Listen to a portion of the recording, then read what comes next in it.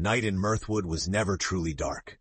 Beneath the swooping canopies and ancient boughs, lantern-bright fruit winked between the leaves like dream-lit stars.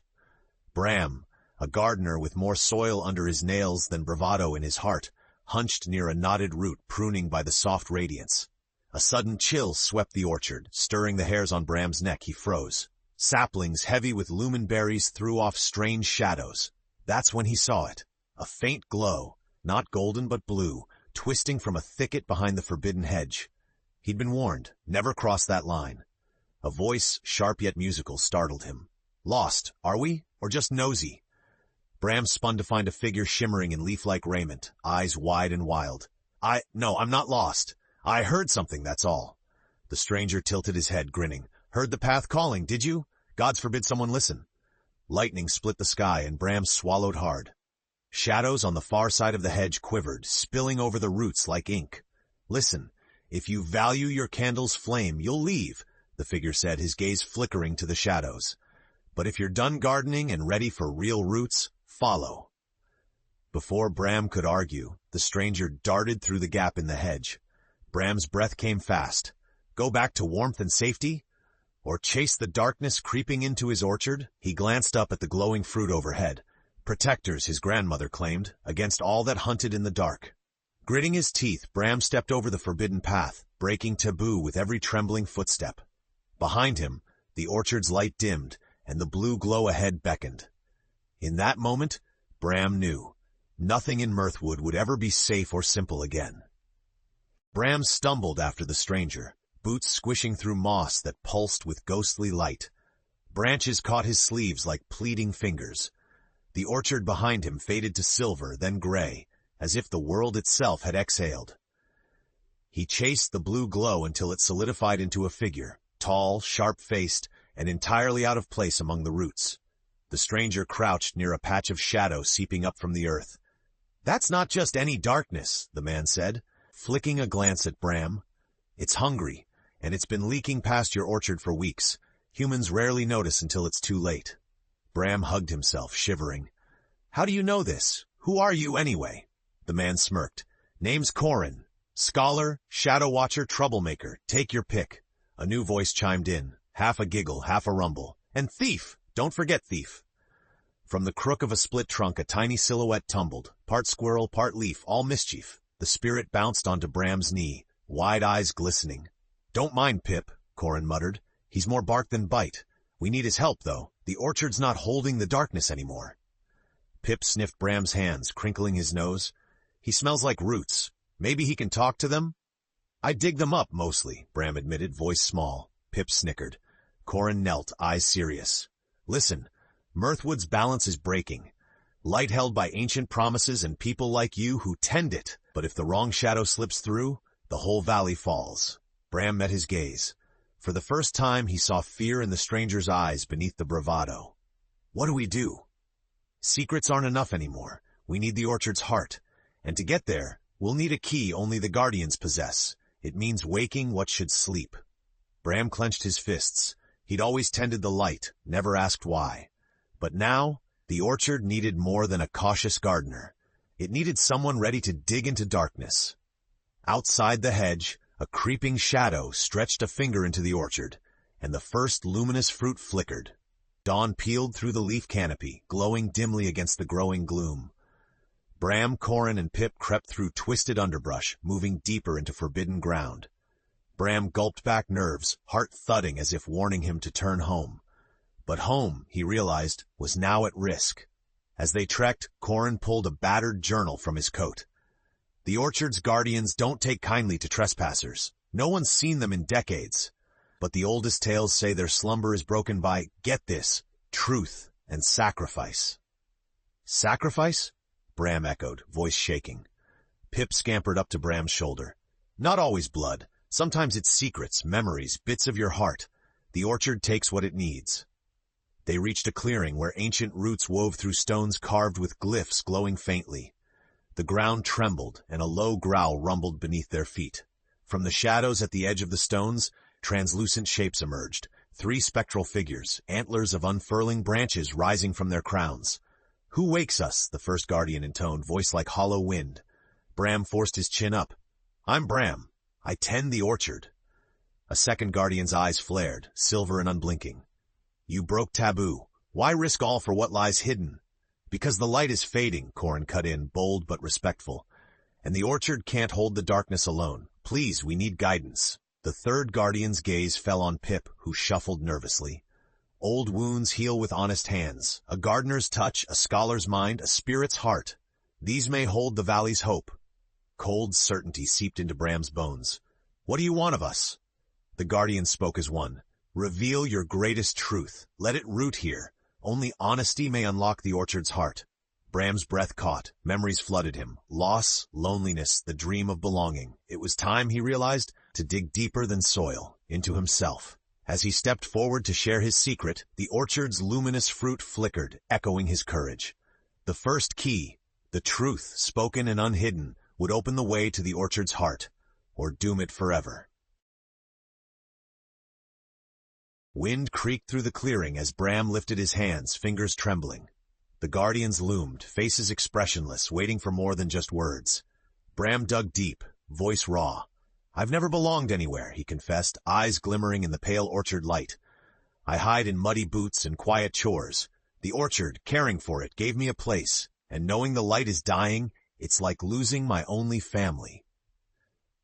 His truth hung heavy in the chilled air.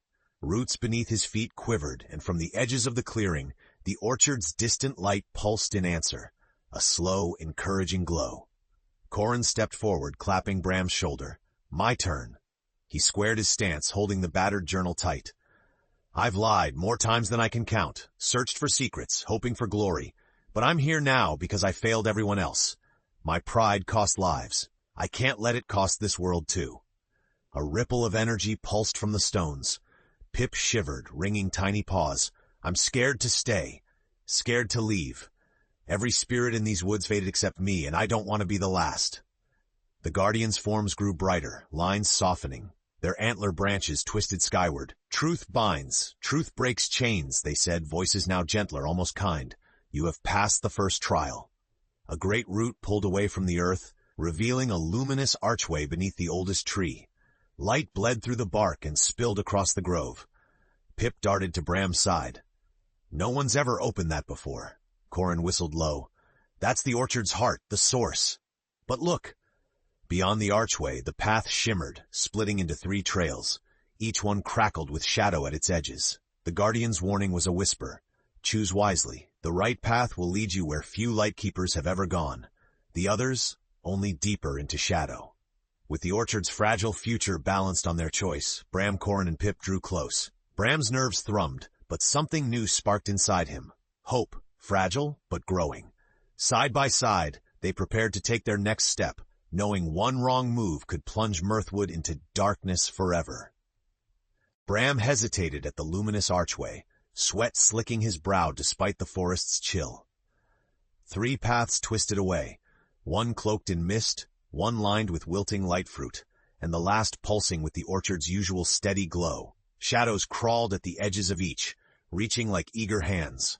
Corin peered down at the battered journal, brow furrowed. The guardian's warnings sound like riddles. We have to trust more than our eyes. Pip scurried ahead, nose twitching as he sampled the magic hanging in the air. That one. Pip pointed to the wilting path. Smells old, frightened. Bram's gaze lingered on the central path, the only one not marred by obvious darkness. But his gut twisted. Sometimes the safest road isn't the true one, he murmured. Corin smiled, real approval for the first time. You've learned fast. Risk and wisdom, light needs both. Together they stepped onto the wilting path. The air was thick, heavy with the scent of decay and faded hope. Each step sent a shiver through the nearby trees, their fruits snuffing out one by one. Just as Bram was about to suggest turning around, a voice, ancient and trembling, echoed through the hush. Why do you walk the path of sorrow? A great serpent, its scales shimmering with dying light, slithered from the shadows, its eyes fixed on Bram. Do you seek to heal or to plunder what remains? Bram swallowed, stepping forward. I want to help. The orchard is fading, but maybe what's broken isn't meant to be thrown away. Corin and Pip nodded, standing at his side. The serpent's gaze softened. Then carry grief with courage, accept what cannot be saved, so you can nourish what remains. A scale slipped from its body and curled into Bram's hand, pulsing with gentle light. Instantly, sickly fruit along the path flickered with renewed color. "A gift," the serpent said. "The second key. Press on, little keepers. Darkness prowls closer than you think." A cold breeze swept over them, bringing a hiss like distant laughter. They pressed on, hearts heavier but hands stronger, bearing not just hope, but the acceptance of loss too.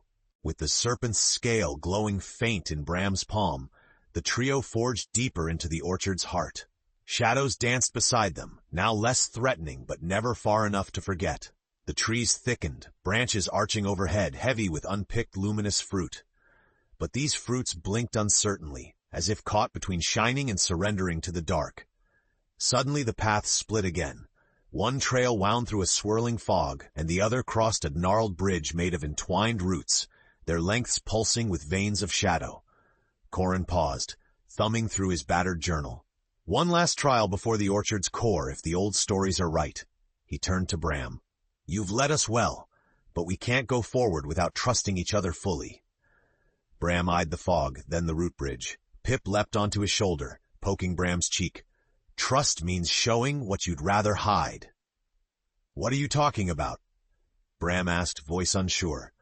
Corin closed the journal, looking somber. "We each hold doubts about this quest, about ourselves. But if we keep secrets now, the orchard falls. The bridge won't let us cross unless it senses true unity." Pip gulped, fur bristling. "When the other spirits faded, I wanted to disappear with them.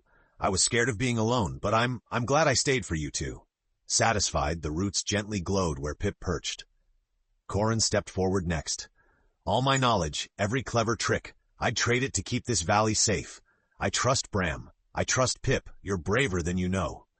Bram swallowed hard, shoulders tense. "All my life, I've felt small, like I'd never make a difference. Maybe I can. We can. I trust you both."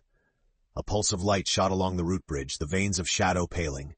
As they crossed, Bram glanced skyward. The trees above shimmered and the darkness seemed to retreat, if only slightly.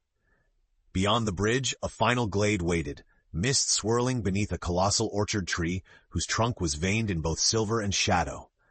At its roots, an ancient lock glimmered, a place for grief's scale and for truth yet still unspoken.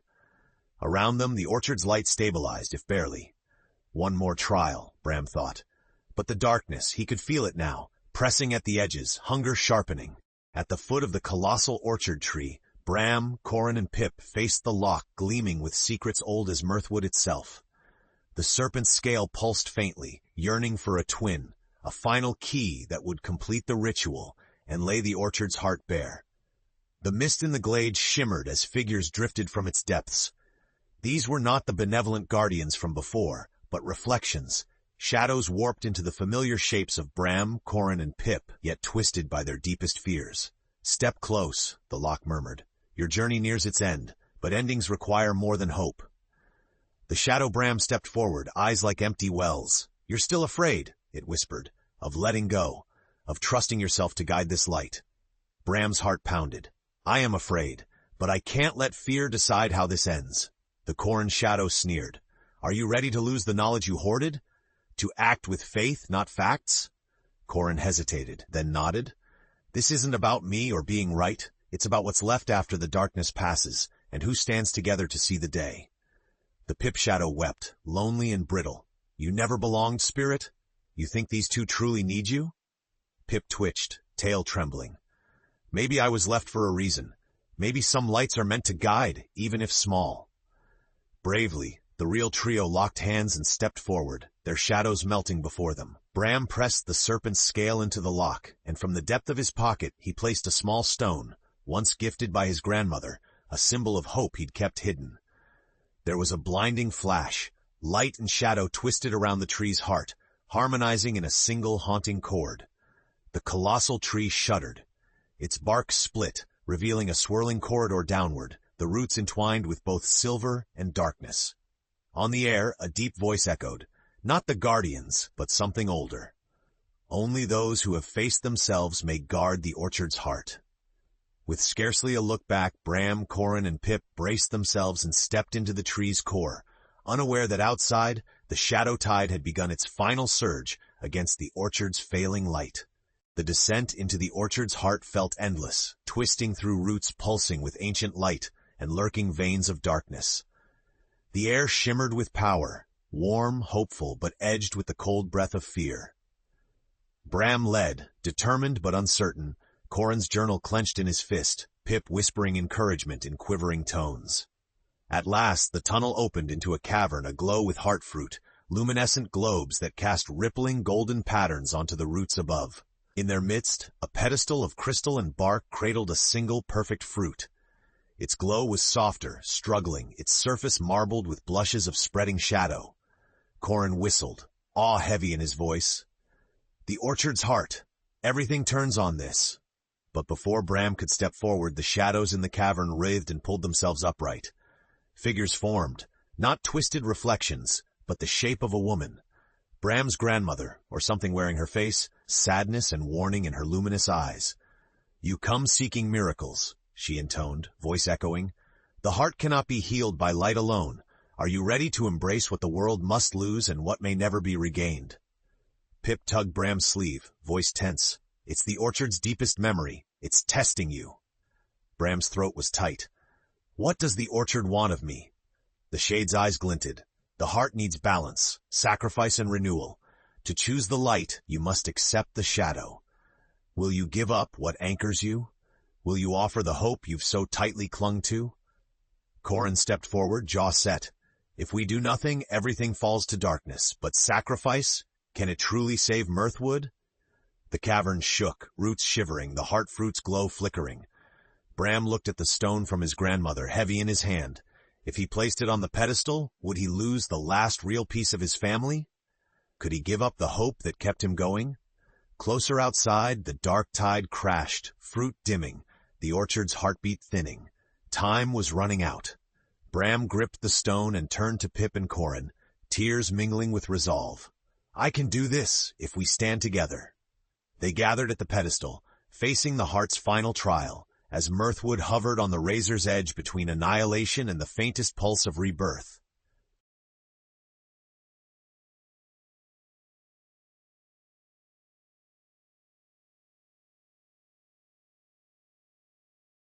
The cavern trembled, its golden light flickering at every thunderous crash of shadow battering the orchard above.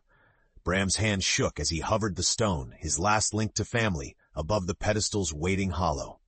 Pip stood close, glowing faintly, while Corin's voice broke the silence. "We're with you, Bram. The orchard doesn't live on one alone." Bram turned, eyes shining with unshed tears. "What if I'm not strong enough? What if this just ends us?" Corin stepped up, pressing his battered journal atop Bram's palm. "Then we face it together. We've all lost, all risked, but maybe we can build something new, if we dare." Pip gathered the tiniest ball of orchard light and placed it beside the stone. "Memories fade, but what you grow from them stays in every root. If this hope saves the orchard, I want to help carry it." Bram drew a shaky breath, letting his last hope, his stone, slip from his hand. It landed on the pedestal, the tiniest click echoing like a promise. The pedestal blazed, colors coiling from light to shadow and back again. The heart fruit wavered, blackness writhing, but then the fruit pulsed, once, twice, flooding the cavern with light so bright Bram had to shield his eyes. Shadows screamed and twisted as the cavern's roots reshaped, drinking both shadow and shine. The stone and Pip's speck of light merged and vanished into the heart fruit, which split open, releasing a rush of silvery blue wind. "You chose balance," the not-quite-grandmother's voice trembled with pride and sorrow. "In letting go, you gave Myrthwood both memory and future." Far above, the battered orchard drank in new color, fruit reigniting across every limb. Light and shadow now danced together, neither conqueror nor slave, but partners in the age-old rhythm of the woods. The cavern quieted, the heart fruit empty at last. But there was more to do. The orchard's new era depended on the world learning from this moment.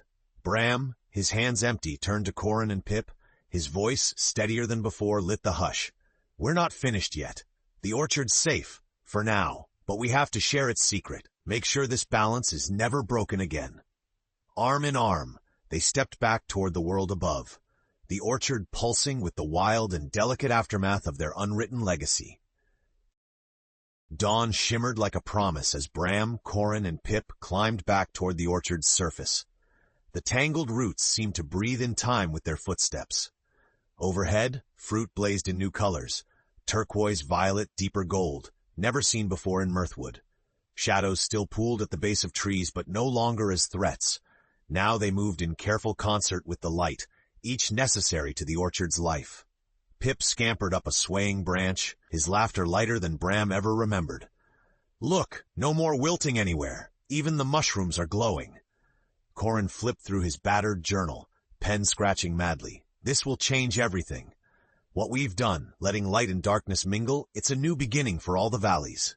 If others learn, maybe the old wars, the fear it could end for good." Bram gazed across the rejuvenated orchard, wind in his hair. Once, he'd believed tending the fruit was his only purpose. Now, standing at the heart of the valley, he spoke with a clarity the orchard itself seemed to echo. "I thought I was just a gardener, but maybe that's what heroes really are.